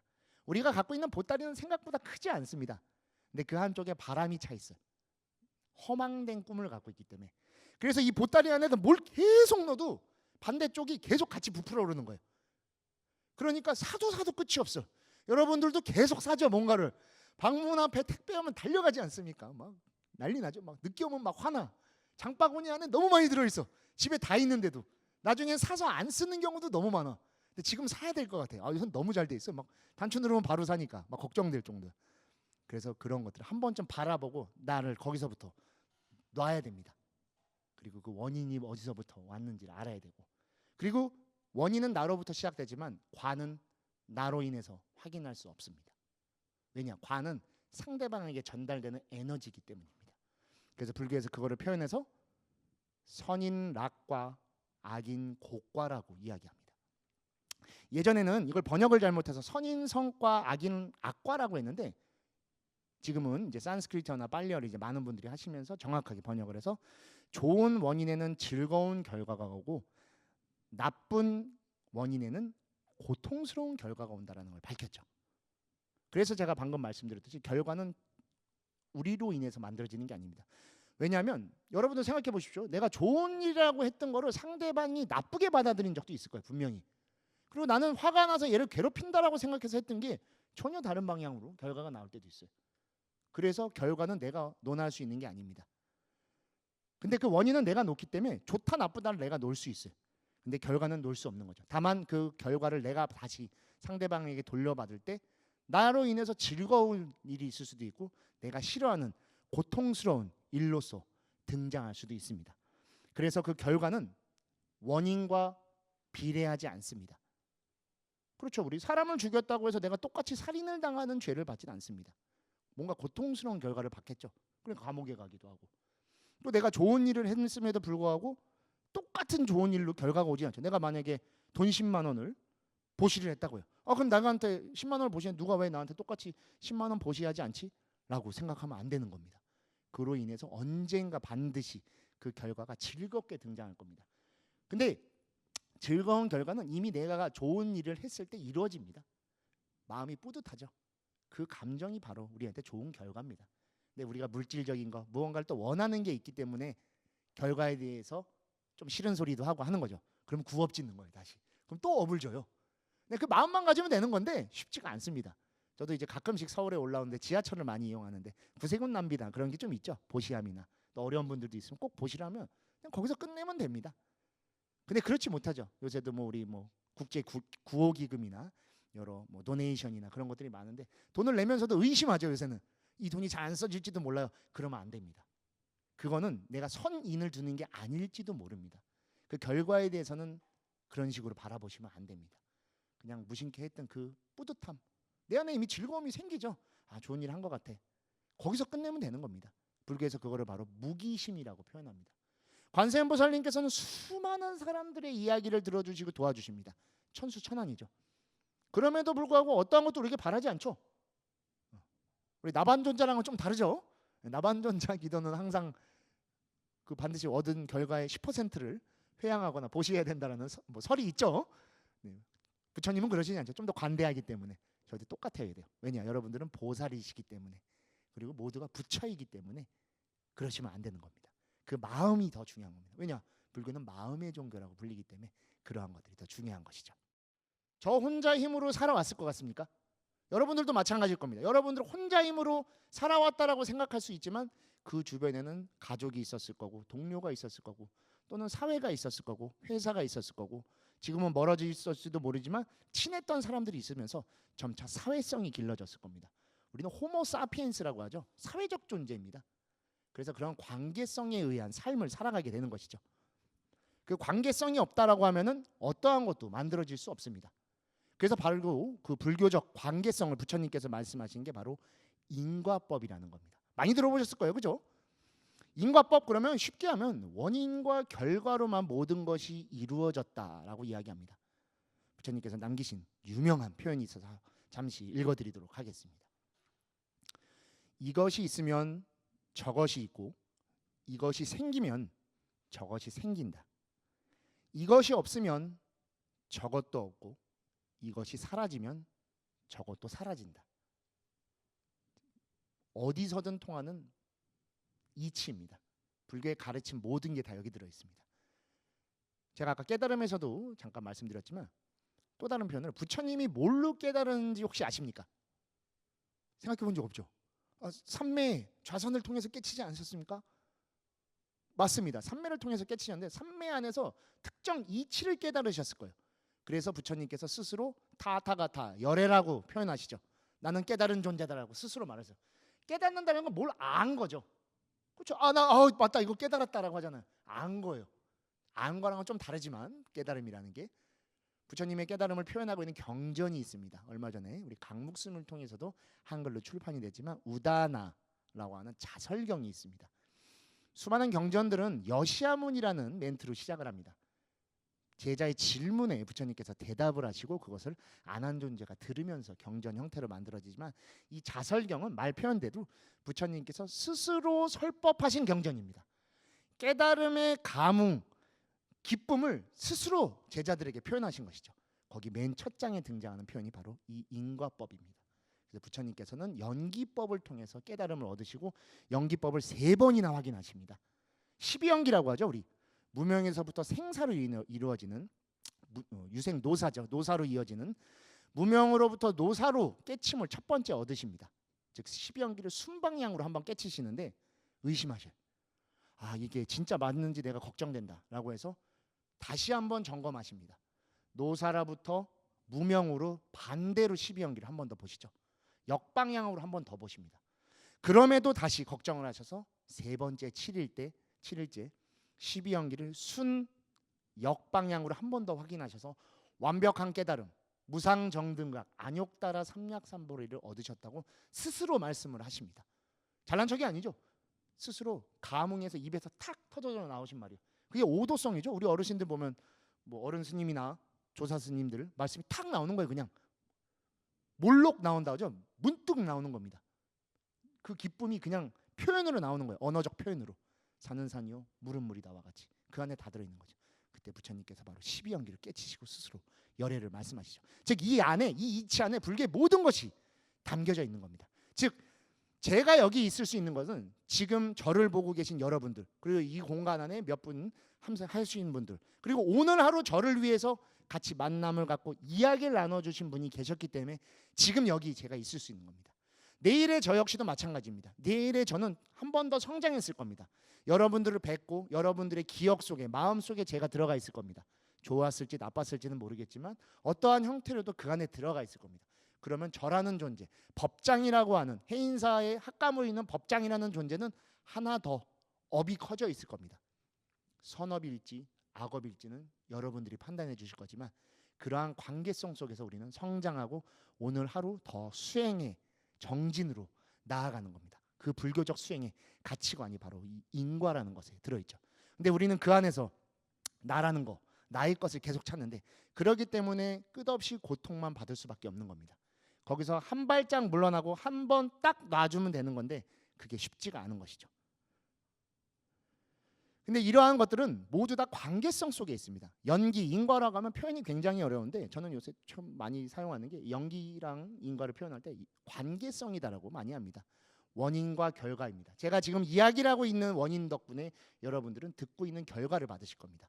좋으실 수도 있고 나쁘실 수도 있고 아 이런 내용도 있구나 이런 가르침도 있구나 하면서 놀라실 수도 있고 아 나 예전에 들었던 거야 라고 하실 수도 있어요. 그 판단, 그 결과는 여러분들이 가지시는 겁니다. 그래서 여기 나와 있듯이 인과의 과는 그 결과는 또 다른 원인으로서 기폭제가 되어주는 겁니다. 그 관계가 계속 이어져서 가는 겁니다. 그리고 그 원인과 결과는 저와 여러분, 여러분과 또 누군가, 여러분과 가족, 여러분과 사랑하는 누군가 안에서 계속 끊임없는 관계성으로 네트워크의 형태로 나아갑니다. 그걸 불교에서 인드라망이라고 하죠. 그래서 시작도 없고 끝도 없어요. 그래서 불교는 고대 종교임에도 불구하고 다른 종교와 달리 신을 두지 않고 또 하나 시작을 두지 않습니다. 불교는 시작이 없죠. 다른 종교에는 창세기가 있죠. 누군가가 세계를 만들어요. 거기서부터 시작돼. 근데 불교는 어떻게 시작하죠? 시작이 없습니다. 그래서 무시이래라고 합니다. 무시이래. 끝없는 시작으로부터 왔다고 합니다. 왜냐? 모든 게 인과로만 이루어지기 때문에 그 안에 시작은 절대로 둘 수 없습니다. 그 인에 굳이 시작을 둔다고 하면 바로 무명일 겁니다. 그래서 무명을 찾는 거죠. 우리가 무명을 찾는 그 원인을 찾는 겁니다. 근데 그 원인은 밖에서 찾기 때문에 어디서도 찾을 수 없습니다. 왜냐하면 그 모든 원인은 어디서부터 시작했겠습니까? 나와 나의 것에 대한 집착, 바로 내 내면 안에, 내 마음 안에 있는데 우리는 스스로를 너무나 사랑하죠. 우리는 자신에게는 세상 누구보다 관대합니다. 나보다 소중한 존재는 단 한 명도 없죠. 우리 만리 부인 이야기와 같이 만리 부인에게 왕이 물어보죠. 너는 나를 얼만큼 사랑하냐? 너는 너보다도 나를 사랑하냐라고 물을 때 만리 부인이 이야기합니다. 왕이시여, 제가 어찌 저보다 왕을 더 사랑할 수 있겠습니까? 세상의 모든 존재는 자신보다 자신을 사랑하는 존재는 없습니다라고 말합니다. 솔직해져야 돼요. 내가 나를 얼마나 사랑하는지. 그래야지 한 발짝 나에서 떨어질 수 있어요. 내가 무엇을 집착하고 왜 나로 인해서 힘들어하는지. 힘든 것도 다 나로 인해서 시작해요. 그렇죠. 우리는 어느 정도 지금 다 풍족합니다. 지구의 삶을 제가 논할 수 없지만 인류의 삶을 논할 때 지금만큼 모든 것이 갖추어져 있고 풍요로운 삶은 없지 않았을까라고 생각해요. 손바닥 안에서 모든 게 가능하죠. 진짜 그런 세상에 대해서 저는 농담 삼아 6신통 중에 5신통을 스마트폰이 해결해줬다고. 다 되죠? 멀리 안 나가도 세계도 갈 수 있고 화상통화로 볼 수 있고 뭐 하는지 들을 수 있고 다 할 수 있어요. 누진통 빼고 다 얻을 수 있어요. 시간이 지나면 누진통도 될지 모르겠는데 정말 놀라운 세상입니다. 5신통을 할 수 있는데도 우리는 항상 힘들고 부족해요. 우리가 갖고 있는 만족이라는 건 항상 이면에 불만족이 따라다닙니다. 우리가 갖고 있는 보따리는 생각보다 크지 않습니다. 근데 그 한쪽에 바람이 차 있어요. 허망된 꿈을 갖고 있기 때문에. 그래서 이 보따리 안에다 뭘 계속 넣어도 반대쪽이 계속 같이 부풀어 오르는 거예요. 그러니까 사도 끝이 없어. 여러분들도 계속 사죠. 뭔가를. 방문 앞에 택배 오면 달려가지 않습니까? 막 난리 나죠. 막 늦게 오면 막 화나. 장바구니 안에 너무 많이 들어있어. 집에 다 있는데도. 나중에 사서 안 쓰는 경우도 너무 많아. 근데 지금 사야 될 것 같아요. 이건 너무 잘 돼 있어. 막 단추 누르면 바로 사니까 막 걱정될 정도. 그래서 그런 것들 한 번쯤 바라보고 나를 거기서부터 놔야 됩니다. 그리고 그 원인이 어디서부터 왔는지를 알아야 되고, 그리고 원인은 나로부터 시작되지만 과는 나로 인해서 확인할 수 없습니다. 왜냐? 과는 상대방에게 전달되는 에너지이기 때문입니다. 그래서 불교에서 그거를 표현해서 선인 락과 악인 곡과라고 이야기합니다.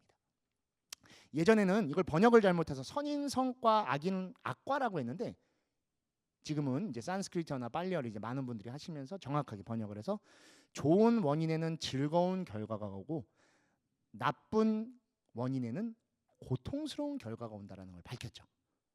그래서 제가 방금 말씀드렸듯이 결과는 우리로 인해서 만들어지는 게 아닙니다.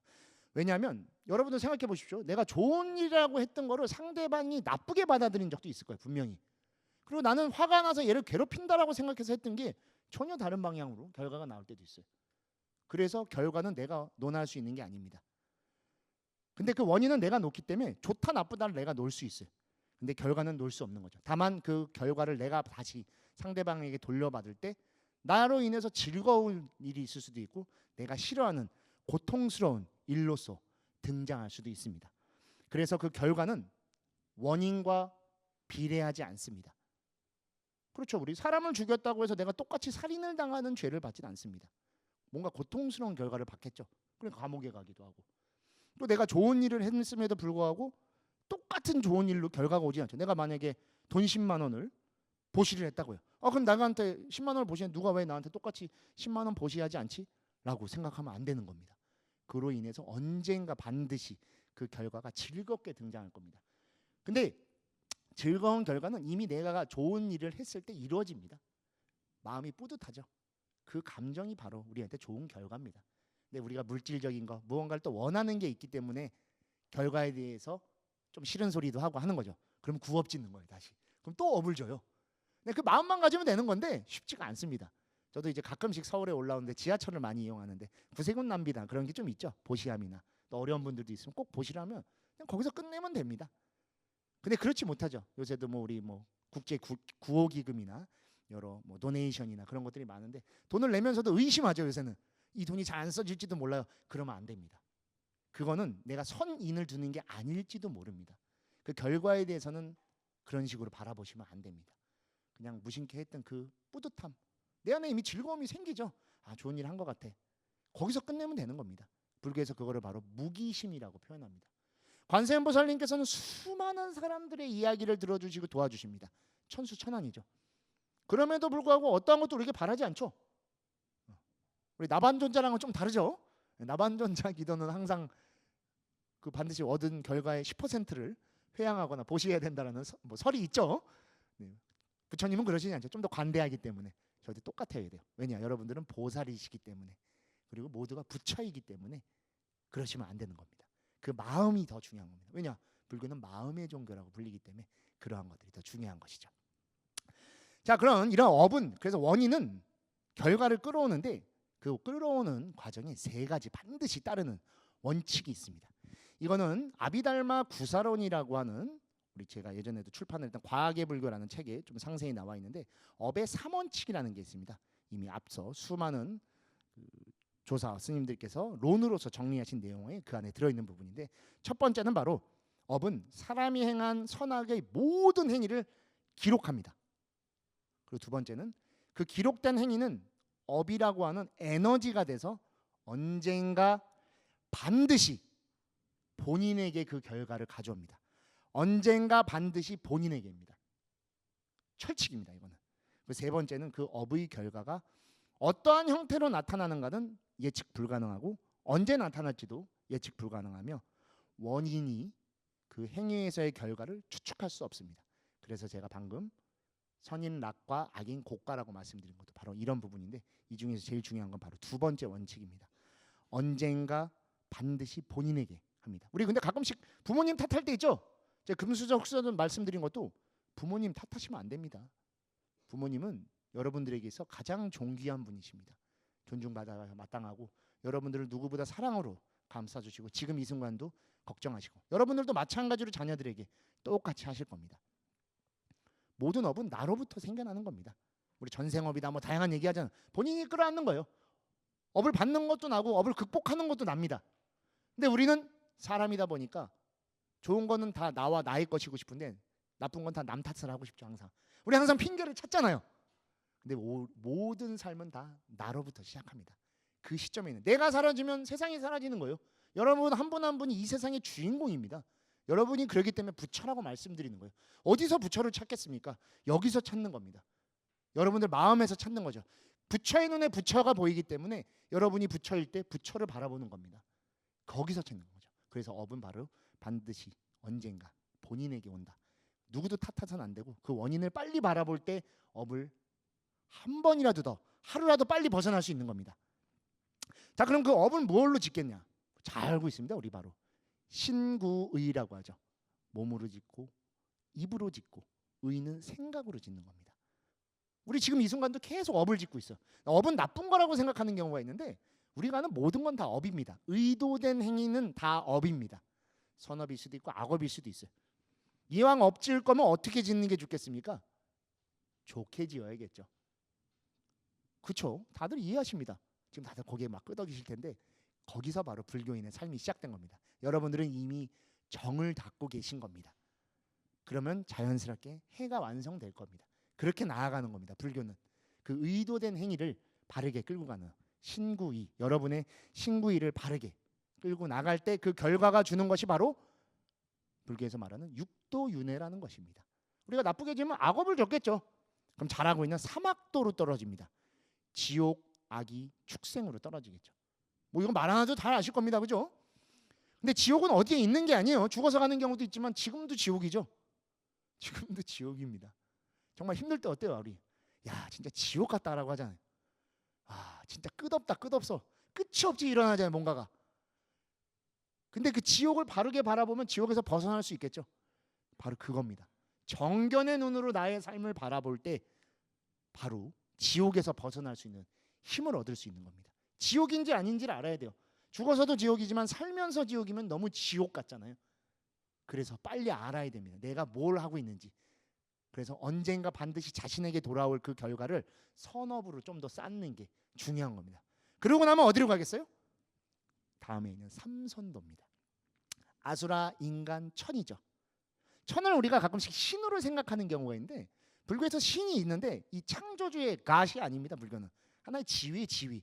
인간보다 조금 높은 하늘에서 살기 때문에 그냥 천이라고 부르는데 여기도 수명이 있습니다. 우리가 알고 있는 범천이나 뭐 여러 가지 재석천들도 다 수명이 있어요. 지위의 지위.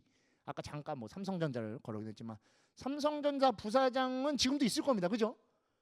창립 당시의 부사장은 아니겠죠, 당연히. 그러겠죠. 근데 삼성전자 부사장은 계속 있죠. 왜 있죠? 그 지위가 계속 이어져 가기 때문이에요. 그게 바로 천입니다. 여러분들 그래서 이 육도윤의 모든 삶을 이미 다 살아보셨어요. 그래서 우리 너무 맛있는 거 뭐라고 해요? 그러면 야, 이거 천국의 맛이다. 극락의 맛이라고는 잘 안 하더라고요. 좀 해주셨으면 좋겠어. 너무 극락 같아라고 좀 꼭 해주십시오.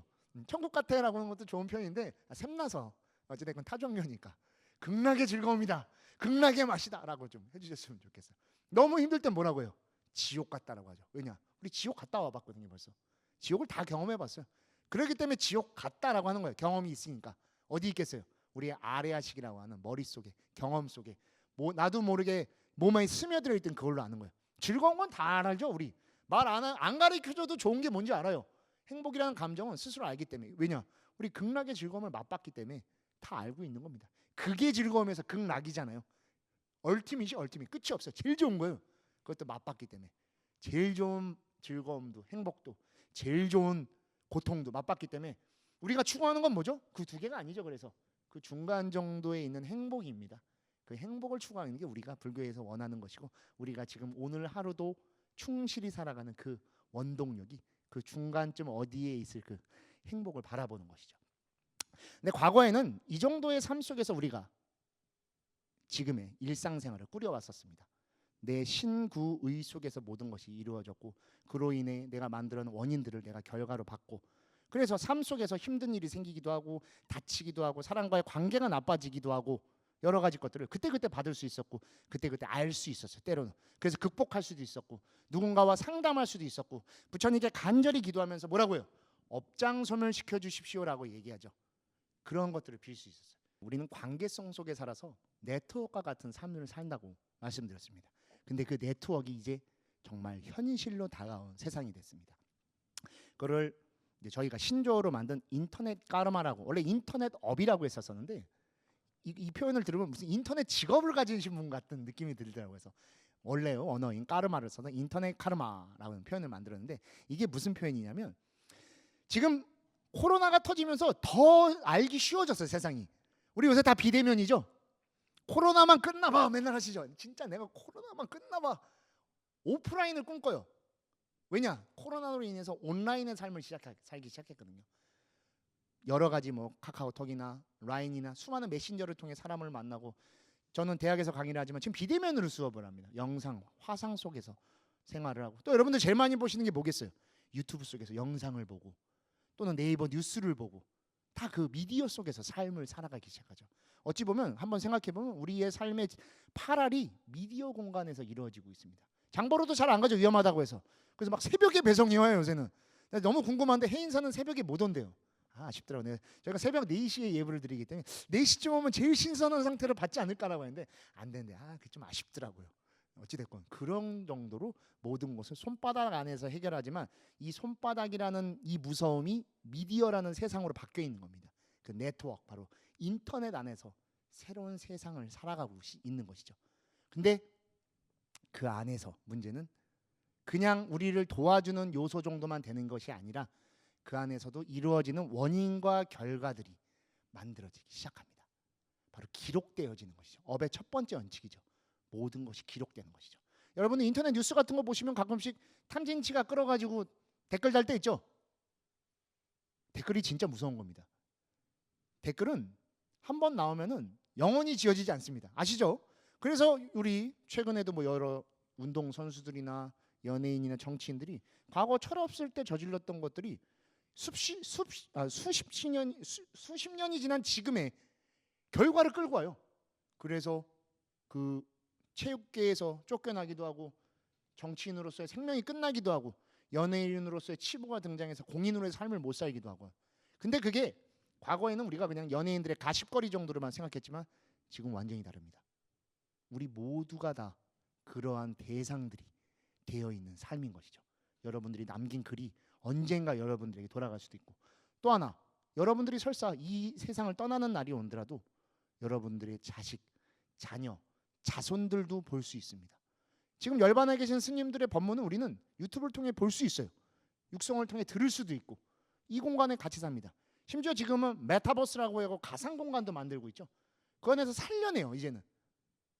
자, 그 기록들은 어디로 가고 그 책임은 누가 지을 수 있을까요? 그거를 논하고자 저희가 이번에 책을 낸 게 바로 인터넷 카르마, 바로 요 내용 안에서 불교적으로 생각해 봐야 되는 시기입니다. 네트워크, 메타버스, 인터넷 수많은 것들이 이 물질적인 것들 그리고 우리의 탐진치라고 하는 삼독의 영역 속에서 어떻게 원인을 내고 그 결과를 끌어오는지에 대해 고민을 해봐야 됩니다. 왜냐? 불교는 항상 삶을 중심으로 가르침을 펼치는 종교입니다. 그 삶의 무대가 지금은 우리가 땅을 밟고 있는 오프라인이 아니라 온라인 속에서 새롭게 시작됐기 때문입니다. 그래서 뉴스의 이야기나 인터넷 하다못해 유튜브 같은 것도 저도 영상을 종종 보는데 보면 밑에 댓글이 엄청 많아요. 그죠? 뭐 진짜 뭐 인기 동영상 같은 경우에 막 수만 개, 많게는 막 수억 개가 있는 경우들도 있어요. 근데 문제는 그렇게 달아도 상관없습니다. 스트레스 해소 정도로 생각하면 되는데 만약 여러분들이 무언가를 하려고 할 때 그거를 누군가가 의도적으로 편집을 한다고 하면 여러분들의 삶은 완전히 다른 삶으로 내 의도와 상관없이 바뀌게 될지도 모릅니다. 그게 바로 인터넷의 조금 더 무서운 것이죠. 우리 잘 아는 표현이 있죠. 악마의 편집이라는 표현이 있습니다. 지금도 이렇게 지금 영상을 통해서 여러분들과 법문을 하고 있지만 이 영상 편집을 의도적으로 바꾸고 여기다 첨삭을 시키면 제가 말씀드리고 있는 내용들이 부처님의 말씀이 아니라 외도의 말씀으로, 외도의 말로도 바뀔 수 있고 전혀 다른 이야기로도 바뀔 수 있어요. 심지어 요새는 사람을 만들어내기도 하죠. CF나 그런 데 보면은 가상 그 인물들을 만들어서 인플루언서 같이 활동을 하기도 하고 그런 세상이 되어 있습니다. 자, 그 결과는 그렇다면 누가 받아가야 되는 것인가가 가장 중요한 부분인 거죠. 예전에는 그냥 가상 공간이라고 생각해서 나와 다른 삶이라고 생각했었지만 지금은 다릅니다. 근데 문제는 그 결과 역시도 모든 게 다 부처님이 말씀하셨듯이 나로부터 시작되는 겁니다. 그 운동선수들도 정치인들도 연예인들도 나에게 그런 결과가 오고 내 삶이 그런 삶을 살지 몰랐었을 겁니다. 몰랐었을 거예요. 어떻게 바뀔지 몰랐었기 때문에. 근데 그 모른다는 무지가 무명으로 이어지면서 우리에게 어마어마한 업의 쓰나미를 몰고 와서 다 잡아 삼켜버리게 되는 겁니다. 나와 있듯이 SNS, 유튜브, 댓글 등 그 모든 것들이 영원히 지워지지 않고 또한 사라지지 않죠. 그래서 끝없이 되풀이되고 때로는 왜곡되는 인과 법칙을 만듭니다. 그 무서움을 말해주는 게 바로 인터넷 까르마라는 내용이죠. 정말 무섭습니다. 정말 이번 한 번 정도 우리 인과 법칙에 따라서 인과응보의 법칙에 따라서 내가 그 결과만 받으면 기존에 있던 업은 사라집니다. 한 번이니까 딱. 근데 인터넷 까르마는 전혀 다릅니다. 지금 만약에 뭐 학력 비리를 예로 들어보시죠. 학력 비리를 예를 들어서 그 결과를 내가 받았어요. 받아갖고 뭐 학력 위조나 그런 걸 결과를 받았어. 그래서 이번에 처벌을 받고 수십 년을 그렇게 죄인의 삶으로서 힘들게 살아왔는데 30년이 지난 시점에서 누군가 비슷한 지위에 있던 사람이 또 학력 위조를 한 거예요. 그럼 우리 뉴스에 어떻게 나오죠? 30년 전에도 이런 일이 있었죠? 라고 하면서 그걸 또 끄집어내는 거예요. 이미 결과를 받았던 사람이 또 고통을 받아야 되는 거예요. 근데 그게 설사 잘 해명이 됐다 하더라도 이미 그때 늦은 겁니다. 왜곡되어 있는 편집과 말들과 소문들에 인해서 그 사람은 이미 그 처벌을 끊임없이 받아야 되고 마치 연자제와 같이 그 자녀들도 그 자손들도 그 이야기를 끝없이 들어야 될 거예요. 그 무서움을 갖고 있는 게 바로 인터넷 까르마라고 하는 것입니다. 그 원인을 제공하는 게 나기 때문에 그 결과도 나로 인해 오게끔 되는 겁니다. 아, 그럼 이거를 이제 앞으로 어떻게 해야 됩니까? 라고 고민하실 수 있을 거예요. 그래서 부처님께서 이미 오래전에 우리 초기 경전이라고 하죠. 남마바다 법구경이라고도 하고 뭐 스타니파타나 여러 경전 속에서 그 가르침을 말씀해 주셨습니다. 이미 부처님께서는 2500년 전에도 인간의 삶의 기준이 되는 가장 중요한 거는 원인과 결과다. 연기법, 인과법이다라는 걸 알고 계셨던 것이죠.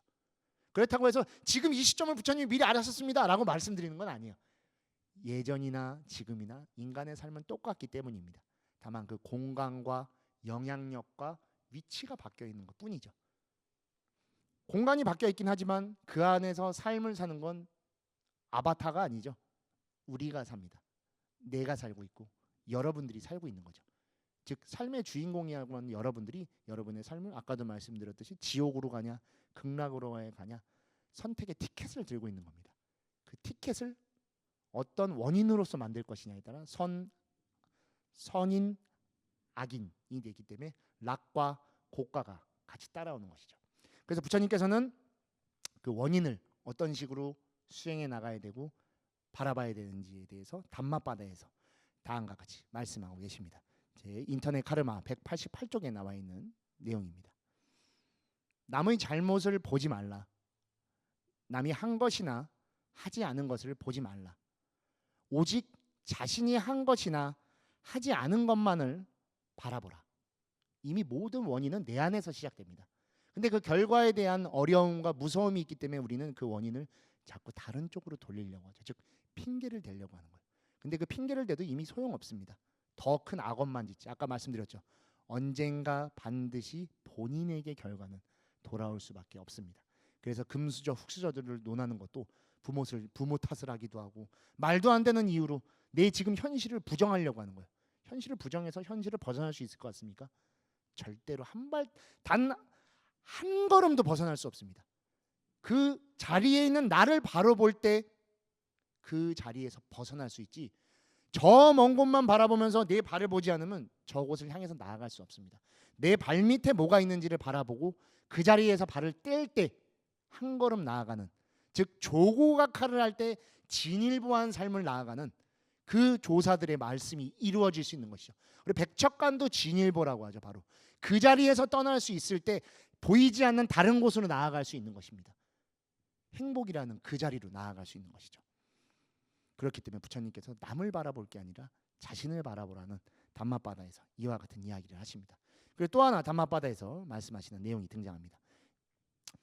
스스로 악을 행하면 자기에 의해 더러워진다.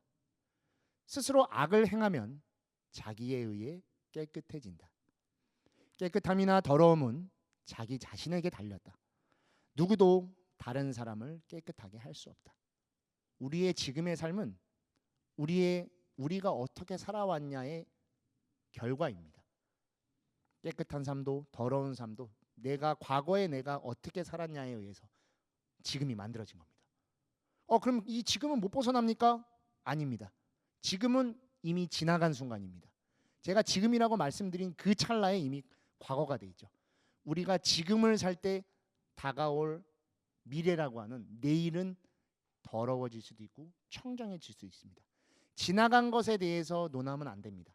지나간 것에 대해서는 반성하고 참회해서 지금을 바르게 바라볼 때 내일이 청정해질 수 있고 깨끗해질 수 있습니다. 그렇기 때문에 깨끗함도 더러움도 지금의 나 자신에게 달려있다라고 하는 겁니다. 누구도 나를 깨끗하게 할 수 없습니다. 제가 여러분들께 지금 계속 이런 말씀을 드리지만 이걸 정말 깊이 받아들이신 분은 지금이 바뀔 것이고, 그러면 내일의 여러분은 이미 오늘 이 순간에 여러분과는 다른 모습이 되어 있을 겁니다. 그렇지만 뭐 됐어, 난 그냥 지금이 좋아라고 하면 더 힘들어질 수도 있고 그냥 지금이 유지돼서 계속 내려가는 삶을 살 수도 있습니다. 그 기준이 되는 건 바로 여러분들인 겁니다. 여러분들의 그 무엇도 여러분들을 바꾸는 게 아닙니다. 여러분들의 신구이, 그 생각과 말과 행동과 그 모든 것들이 여러분의 지금을 바꿀 때 내일이 바뀌는 겁니다. 그래서 부처님께서는 과거 제자야가 부처님, 우리도 위대한 성자가 될 수 있습니까? 저는 태생이 바라문 계급이 아니어서 어려울 수도 있습니다. 라고 할 때 부처님께서 다음과 같이 수타니파타에서 제가 아주 좋아하는 구절입니다. 다음과 같이 설명하십니다. 태어남에 의해 천한 사람이 되는 것이 아니다. 태어남에 의해 바라문이 되는 것이 아니다. 행위에 의해 천한 사람이 되고 행위에 의해 바라문이 된다. 즉 우리는 어떠한 삶을 어떻게 태어났는지는 전혀 상관없습니다. 뭐 진짜로 금수저 흑수저가 있어서 뭐 좋은 집에 태어날 수도 있습니다. 근데 우리 대부분 아시죠? 재벌 3세 4세들의 삶이 어떤지 좋은 게 거의 없어요. 근데 여러분들 자녀분들은 어때요? 여러분들 제일 사랑하시죠? 제일 완벽해요.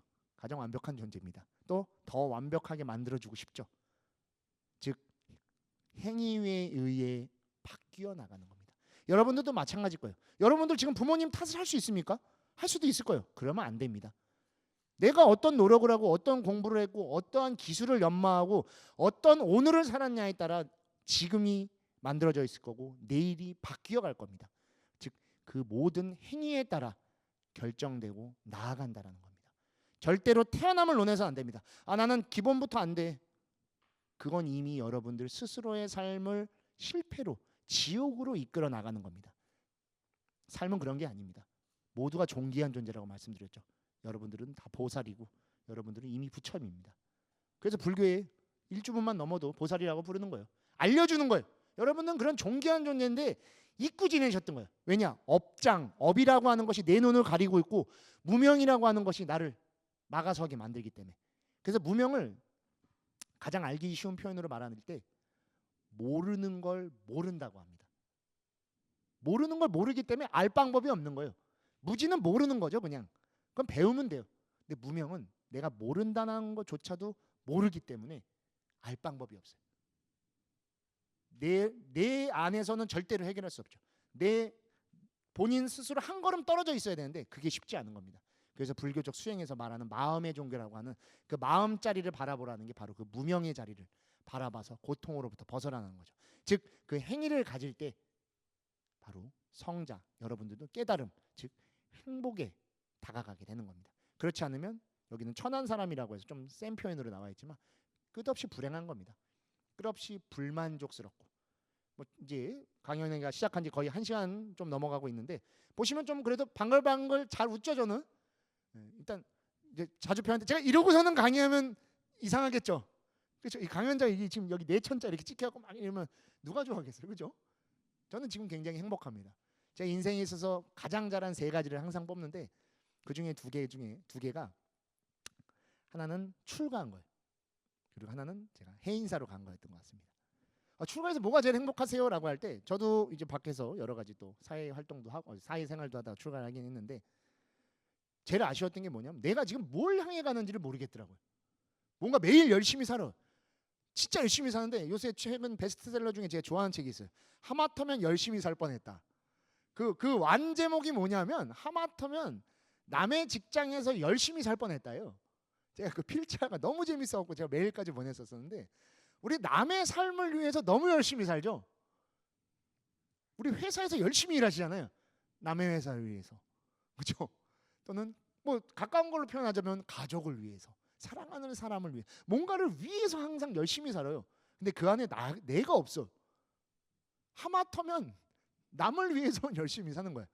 정말 철저하게 나를 위해서 열심히 살아봐야 되는데 그렇잖아요. 내가 행복할 때 주변이 행복하게 보이죠. 내가 힘들면 세상이 다 싫어요. 그렇죠? 내가 즐거우면 모든 게 좋아요. 막 진짜 막 누가 가다 무리를 튀겨도 좋아. 시원하네. 막 그런단 말이야. 내가 싫으면 진짜 요만큼만 싫은 소리가 나도 확 오르잖아요. 그냥 끓어오르듯이 그냥. 내가 먼저 행복해야 됩니다. 여러분이 먼저 행복하셔야 돼요. 여러분이 스스로를 놓치면 아무것도 내어줄 수 없습니다. 함께 할 수 없고 불교적으로 말하면 회항할 수 없습니다. 그래서 불교에서 자리 이타라고 하죠. 이타를 강조하지만 사실 자리가 갖춰질 때 이타할 수 있는 겁니다. 잉여가 발생해야 베풀 수 있죠. 가진 게 없는데 내어줄 수는 없습니다. 경제적으로 있으면 돈을 보시할 수 있지만 내가 시간이 있으면 또 봉사를 할 수도 있고 재능이 있으면 재능 기부를 할 수 있어요. 잉여를 만들어야 됩니다. 스스로에게 노력하셔야 돼요. 스스로를 바라보고 저는 출가적 삶을 살 때 제일 좋았던 게 바로 그 부분이었어요. 오늘 하루 내가 뭘 하는지를 알 수 있더라고요. 그리고 오늘 하늘이 어떻게 생겼는지를 기억하더라고요. 여러분도 오늘 하늘이 어땠는지 기억하십니까? 보신 적도 없을지도 모릅니다. 여러분의 하늘입니다. 여러분의 하늘. 남의 하늘이 아니에요. 여러분을 위한 공간이고. 근데 이미 주인의 삶을 놓치고 있는 거죠. 하늘 한번 제대로 못 바라봐요. 기억을 못해요. 전 지금도 매일 아침 루틴이 있는데 그중에 문을 열고 맨 처음 나가서 하는 게 하늘을 먼저 봅니다. 별이 어떤지. 하늘이 이제 파랗게 가야사는 하늘이 굉장히 아름답죠. 하늘을 보면 무슨 색인지. 그래서 저녁에 한 번 더 기억해요. 낮에 봤던 거를 저녁에 한 번 더 기억해서 그 행복감으로 하루를 마감합니다. 그 삶이 너무나 참 지금도 좋은 것 같아요. 출가한 지 한 20년 정도 됐는데도 지금까지도 그 삶이 무엇보다 제일 좋은 것 같습니다. 출가해서 뭐가 제일 좋습니까? 라고 많이 물어봅니다. 저도 대학에서 강의하다 보면 학생들도 많이 물어보는데 딱 그거 하나인 것 같습니다. 나머지는 제가 어떠한 걸로 좋아한다라고 하면은 탐진치가 돼버릴 것 같아요. 집착해버릴 것 같아서 하늘에 제가 집착할 리는 없죠. 하늘은 제 거이기도 하지만 여러분 거이기도 하기 때문에 그 하늘 안에 모두는 평등하기 때문에 그러기 때문에 여러분의 하늘을 좀 잘 바라보셨으면 좋겠습니다. 그리고 그 안에서 여러분들의 스스로의 마음을 챙기셔야 됩니다. 그렇지 않으면 어떠한 것도 바뀌지 않습니다. 그래서 부처님께서는 다음과 같이 담마바다에서 마지막 가르침을 말씀하십니다. 스스로 자신을 경책하라. 스스로 자신을 성찰하라. 스스로를 지키고 바른 생각을 지닌다면 수행자여 그대는 행복하게 살 것이다. 제가 쭉 말씀드렸던 모든 얘기의 결론입니다. 내가 없는 삶은 이미 나의 삶이 아닙니다. 내가 그 안에 없는데 어떻게 우리가 행복을 논할 수 있고 깨달음을 논할 수 있겠습니까? 이 모든 지금 긴 시간의 강연 속에 가장 중요한 건 아까 말씀드린 연기, 열반 다양한 것들이 등장했지만 결론적으로는 바로 여러분들입니다. 제가 인터넷 카르마에서도 말하고 있는 것도 공간이 바뀌고 시대가 바뀌었어도 그 안에서의 주인공은 바로 여러분이라는 말씀입니다. 여러분이 계시기 때문에 모든 선인 락과 악인 고가가 이루어질 수 있고 인터넷 카르마라는 것이 형성될 수 있고 그 원인과 결과 속에서 무언가가 생겨나고 받아질 수 있는 겁니다. 그리고 여러분들이 계시기 때문에 제가 있을 수 있고 또한 제가 있기 때문에 여러분들도 함께 지금 이 순간에 공존할 수 있는 겁니다. 그 관계성 속에 첫째 주인공은 바로 여러분이라는 걸 꼭 아셔야 됩니다. 그때 바로 우리가 부처의 삶, 보살의 삶, 나아가 행복한 삶을 살 수 있습니다. 이건 제가 하는 얘기가 아닙니다. 제가 지금 쭉 말씀드린 거는 하나도 제 이야기가 들어있지 않습니다. 다 경전에서 말씀드렸던 이야기인 거죠. 부처님께서 제자들이 61명이 됐을 때 전도선언이라는 걸 하십니다. 그때 가장 유명한 구절이 나오죠. 처음도 좋고 중간도 좋고 끝도 좋고 이치와 문장을 갖춘 가르침을 설해라. 제가 수행자로서 또는 저는 교학자로서의 삶을 살고 있기 때문에 삶의 이 토대로 삼고 있는 글 중에 하나인데 진짜 어렵습니다. 처음도 좋고 중간도 좋고 끝도 좋은 건 보통 어려운 일이 아닙니다. 우리 사회를 살면서도 많은 걸 경험하실 거예요. 처음은 창대한데 중간이 애매모호하다가 끝이 파국으로 치닫는 일이 너무 많아요. 왜 그럴 것 같아요? 그 안에 이미 탐진치가 개입됐기 때문입니다. 욕심이 개입됐기 때문에. 욕심이 빠지면 되는데 쉽지 않습니다. 말을 하는 것도 마찬가지입니다. 그래서 부처님께서 한마디 더 하시는 게 이치와 문장을 갖춘 가르침을 설해라. 무엇이겠어요? 내가 이미 설해놓은 연기법에 맞춰져 있는 모든 것이 중도로서 바라볼 수 있는 반야라고 말하는 그 가르침에 임해서 말해주어라. 사견이 들어가면 안 되죠. 요새는 자기개발서가 너무 많아요. 그죠? 자기개발서는 자기가 개발하는 건데 타인 개발서가 너무 많은 것 같아요. 근데 부처님은 이미 너무나 많은 가르침을 말해주셨죠. 그게 이미 자기 개발입니다.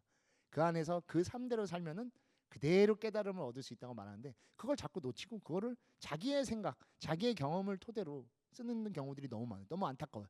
저는 그래서 그런 것들을 불교서로 내면 안 된다라고 많이 하는데 직접 불교는 체험하는 종교입니다. 체험해서 그 안에서 얻어지는 것이죠. 그래서 득도라고 하잖아요. 득을 씁니다. 반드시 얻어져야 돼요. 그 얻어지는 게 어디로 가겠어요? 스며들어 있는 겁니다. 개정애와 같이. 그러다 보면 사람들이 다 알 수 있습니다. 그래서 지금 쭉 말씀드린 그 행복으로 나아가는 그 길은 바로 나를 바르게 바라보고 그 안에서 내가 살고 있는 모든 결과에 대한 겸허함을 받아들이고 지금의 내가 내일의 나를 준비하는 모습이라는 걸 알아야 됩니다. 자, 오늘 강연의 마지막으로 제가 그 삶을 어떻게 살아야 되는지를 해인사 주련을 통해서 한 번 더 알려드리도록 하겠습니다. 제가 해인사를 아주 좋아합니다. 해인사 얘기 몇 번 했죠 벌써. 저 웬만해서 동국대 얘기도 하고 다양하게 해드려야 되는데 뭐 여러 불교도 했는데 해인사를 너무 사랑하는 사람이다 보니까 해인사 얘기를 많이 하는데 이 주련이 있기 때문에 해인사에서 제가 한 걸음도 떠나고 싶지 않은 마음이 강한 것 같습니다. 해인사 법보전에 있는 주련입니다. 법보전은 8만대장경이 모셔져 있죠. 그 8만대장경의 모든 가르침을 정리해주는 글이라고 저는 생각이 됩니다. 앞에서부터 보면 원각 도량 하처 현금 생사 즉시라고 쓰여져 있습니다. 원각 도량 하처 너가 찾는 너가 추구하는 그 깨달음이라는 게 어디에 있느냐? 현금 생사 즉시 지금 이 순간 삶과 죽음이 있다. 지금을 살지 않으면 어디에도 깨달음은 존재하지 않습니다. 또한 지금 살아있는 삶을 살지 않는다면 깨달을 수 없습니다. 살면서도 죽을 수도 있고 살면서도 깨달을 수 있는 겁니다. 현금 생사 즉시 살아있는 삶을 살 때 바로 지금 이 순간이 바로 여러분들이 깨달음 자리입니다. 어딘가에 관문과 같이 특정 물건과 같이 깨달음이 있는 것이 아닙니다. 이걸 내가 얻었어. 그렇다. 나 깨달았어. 그럼 이걸 잃으면 깨달음을 잃는 겁니다. 깨달음은 그렇게 되어 있는 게 아니에요. 그래서 부처님께서는 깨달았다고 해야지 만들었다고 말하시지 않죠. 부처님은 어느 것도 만들지 않으셨습니다. 아신 겁니다. 그래서 일체지라 부르는 거고 그 깨달았다라는 표현을 쓰는 겁니다. 여러분도 바로 지금 깨달음의 삶을 살아가실 때 깨닫는 겁니다. 언제? 현금생사 즉시입니다. 지금 이 순간에도 삶과 죽음이 이어지고 있습니다. 그 안에서 여러분들이 살아있는 삶을 사실 때 바로 원각 도량으로 나아가시게 된다는 겁니다. 날씨가 굉장히 좋은 가을입니다. 정말 어디를 가도 행복한 시기고 코로나로 인해서 요새 조금 자리를 뜨기 좀 어렵긴 하지만 시간 되실 때 가야산에 한번 오시면 해인사 이 법보전 주련을 실제로 보신다면 지금 제 얘기를 들었기 때문에 훨씬 더 감흥이 크실 거라고 생각이 됩니다. 여러분들이 항상 생각하시고 움직이시는 그 순간이 수행의 순간이고 바로 불교적 삶으로 살아나가시는 순간이라는 걸 꼭 아시고 오늘 하루 그리고 지금 이 순간 행복한 삶으로서의 하루하루를 성실하고 충실하고 후회 없이 사셨으면 하는 마음에서 오늘 여러분들과 함께 업이라는 주제를 통해서 인터넷 카르마에 대해서도 이야기 나누었습니다. 아무쪼록 좋은 날, 좋은 시간, 좋은 장소에서 여러분들과 함께해서 저 역시도 또 하나의 선업을 쌓은 것 같아서 참 행복한 시간이었습니다. 저희 강연은 여기서 마치도록 하겠습니다. 정말 대단히 감사합니다.